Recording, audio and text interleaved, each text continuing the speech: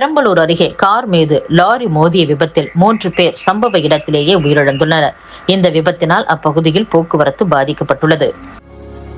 நிர்வாக வசதிக்காகவும் மக்களுக்கான நலத்திட்டங்கள் முழுமையாக செயல்படுத்தவும் சென்னை மாநகராட்சியை 3ஆக பிரிக்க வேண்டும் என பாஜக மாநில செயலர் கராத்தே ஆர் தியாகராஜன் தெரிவித்துள்ளார்.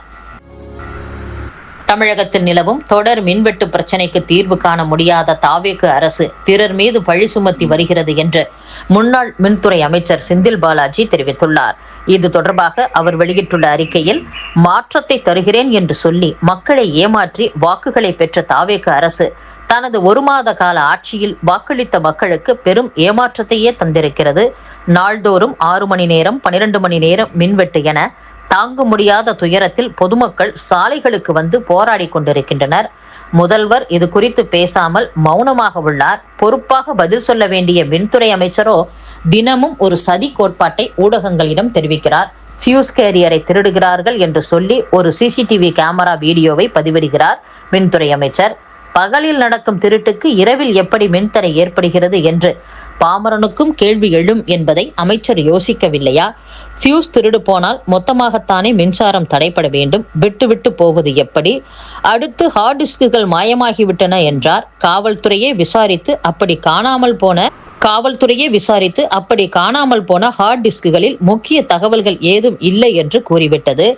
3ஆவதாக மின்வாரிய பணியாளர்கள் சதி செய்கிறார்கள் என்று அர்ப்பணிப்புடன் களத்தில் நிற்கும் தனது பணியாளர்கள் மீதே பழி போட்டார். எதனால் மின்வெட்டு நடக்கிறது என்பது தொடர்பாக எந்த ஆய்வையும் அமைச்சரோ முதல்வரோ முன்னெடுக்கவில்லை. ஒவ்வொரு ஆண்டும் மின் தேவை அதிகரித்த போதிலும் திமுக ஆட்சி இருந்தவரை சீரான மின்சாரத்தை பொதுமக்களுக்கு வழங்கியது. சென்னையை பொறுத்தவரை கடந்த ஆண்டு மின் தேவை 4663 மெகாவாட் என்ற உச்சத்தை தொட்ட போதிலும் மின்வெட்டு எங்குமே நடக்கவில்லை. நிர்வாகம் தெரியாமல் மற்றவர்கள் மீது பழி போடுவதை கைவிட்டு மின்வெட்டு பிரச்சனையை தீர்க்க அமைச்சர் நடவடிக்கை எடுக்க வேண்டும் என்று செந்தில் பாலாஜி கூறியுள்ளார். தெற்கு கடலோர ஆந்திரத்திற்கு அப்பால் உள்ள மத்திய மேற்கு வங்கக்கடலில் இருந்து தென் தமிழகம் வரை தென்மேற்கு வங்கக்கடல் வழியாக வளிமண்டல காற்றழுத்த தாழ்வு பாதை நிலவுவதன் காரணமாக தமிழகத்தில் ஒரு சில இடங்களிலும் புதுச்சேரி காரைக்கால் பகுதிகளிலும் இன்று முதல் ஜூன் 20ஆம் தேதி வரை மிதமான மழை பெய்யக்கூடும் என்று வானிலை ஆய்வு மையம் அறிவித்துள்ளது. தமிழ்நாட்டில் அரசு என ஒன்று இருக்கிறதா? பெண்களே உங்களையும் குழந்தைகளையும் பத்திரமாக பார்த்து கொள்ளுங்கள் என்று திமுக துணை பொதுச் செயலாளரும் எம்பியுமான கனிமொழி தெரிவித்துள்ளார். கும்மிடிப்பூண்டி அடுத்த புது கும்மிடிப்பூண்டி ஊராட்சி சேர்ந்த புதுப்பேட்டை பகுதியில் வட மாநிலத்தைச் சேர்ந்தவர்கள் வாடகை வீடுகளில் தங்கி அங்குள்ள சிப்காட் தொழிற்பேட்டையில் பணியாற்றி வருகிறார்கள். இந்த பகுதியைச் சேர்ந்த குழந்தை பாலியல் துன்புறுத்தல் செய்யப்பட்டு படுகாயங்களுடன் சென்னை ஸ்டான்லி அரசு மருத்துவமனையில் அனுமதிக்கப்பட்ட நிலையில் இன்று காலை சிகிச்சை பலனின்றி குழந்தை உயிரிழந்துள்ளது. இது குறித்து காவல்துறையினர் ஒருவரை கைது செய்து 3 பேரிடம் விசாரணை நடத்தி வருகிறார்கள். இந்நிலையில் திமுக எம்பி கனிமொழி தன்னுடைய எக்ஸ் தள பதிவில் சம்பவம் குறித்து கண்டனம் தெரிவித்துள்ளார். கும்மிடிப்பூண்டியில் சமூக விரோதிகளால் 3 வயது குழந்தை பாலியல் வன்கொடுமைக்கு உள்ளாக்கப்பட்டு முட்புதரில் வீசப்பட்ட செய்தி அறிந்து மனம் அதிர்ச்சியில் உறைந்து போயுள்ளது. பெண்கள் அனைவரும் தங்களையும் தங்கள் குழந்தைகளையும் பத்திரமாக பார்த்து கொள்ளுங்கள். அரசு என எதுவும் உள்ளதா என்று சந்தேகிக்கும் அளவுக்கு இந்த மாநிலத்தில் ஒரு ஆட்சி நடந்து கொண்டிருக்கிறது. பொறுப்பு என்னும் சொல்லுக்கு பொருள் தெரியாதவர்கள் நடத்தும் ஆட்சியில் பொதுமக்களே தங்களின் பாதுகாப்பை உறுதி செய்து கொள்வதை தவிர வேறு என்ன செய்ய முடியும் என்றும் கனிமொழி கேள்வி எழுப்பியுள்ளார். கும்மிடிப்பூண்டி அருகே 3 வயது குழந்தை பாலியல் வன்கொடுமைக்கு ஆளாகி கொலை செய்யப்பட்ட விவகாரத்தில் தாவேக்கு அரசுக்கு அதிமுக பொதுச் செயலாளர் எடப்பாடி பழனிசாமி கேள்வி எழுப்பியுள்ளார். திருவள்ளூர் மாவட்டம் கும்மிடிப்பூண்டி அருகே 3 வயது குழந்தை கூட்டு பாலியல் வன்கொடுமைக்கு ஆளாகி முட்புதரில் வீசப்பட்டு கொலை செய்யப்பட்டதாக வரும் செய்தி அதிர்ச்சி அளிக்கிறது. தமிழகத்தில் எங்கே இருக்கிறது பெண்கள் பாதுகாப்பு? என்னதான் செய்கிறது காவல்துறை? எங்கே போனது சிங்கப்பெண் அதிரடிப்படை? இது போன்று இன்னும் எத்தனை பெண்கள் சிறுமிகள் உங்களுடைய 6 மாத ட்ரையல் பீரியட் முறியும் வரை பாதுகாப்பை இழந்து உயிரை இழக்க வேண்டும்?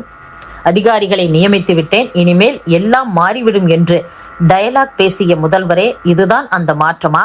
குழந்தை பாலியல் வன்கொடுமை கொலை வழக்கில் தொடர்புள்ள குற்றவாளிகள் அனைவரையும் உடனடியாக கைது செய்து உடனடியாக கைது செய்து கடும் சட்ட நடவடிக்கை எடுக்க வேண்டும் எனவும், இனியாவது ஷோ காட்டும் அரசியலை நிறுத்திவிட்டு சீரியஸ்னஸ் புரிந்து சட்டம் ஒழுங்கை காக்கும் செயல்களில் ஈடுபடுமாறு இந்த பொய்க்கால் குதிரை அரசை வலியுறுத்துகிறேன் என்று எடப்பாடி பழனிசாமி குறிப்பிட்டுள்ளார்.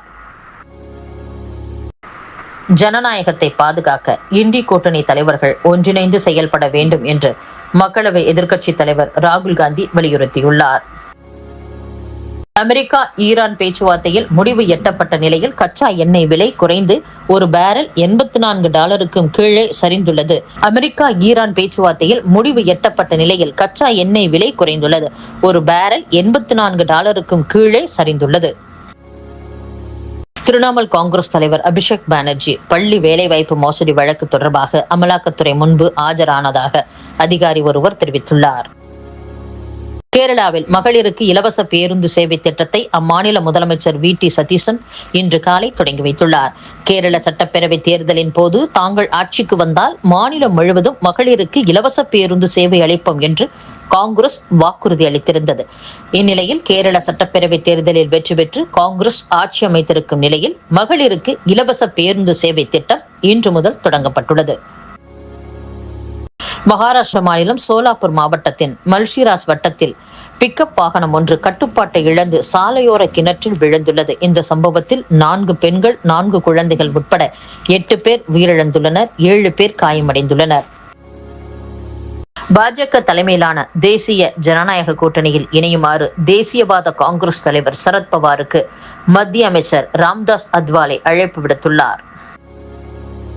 சபரிமலை ஐயப்பன் கோவில் தங்க கவசம் முறைகேடு வழக்கில் அடுத்த கட்ட நகர்வாக தொல்பொருள் மாதிரிகளை சிறப்பு புலனாய்வு குழு முதல் சபரிமலை ஐயப்பன் கோவில் தங்க கவசம் முறைகேடு வழக்கில் அடுத்த கட்ட நகர்வாக தொல்பொருள் மாதிரிகளை சிறப்பு புலனாய்வு குழு சேகரிக்க தொடங்கியுள்ளது. விசாரணையின் ஒரு பகுதியாக இந்த பொருட்களை கொண்டு அறிவியல் ஆய்வுகள் மேற்கொள்ளப்பட உள்ளன. இத்துடன் செய்திகள் நிறைவடைகின்றன. மீண்டும் நாளை சந்திப்போம். வணக்கம்.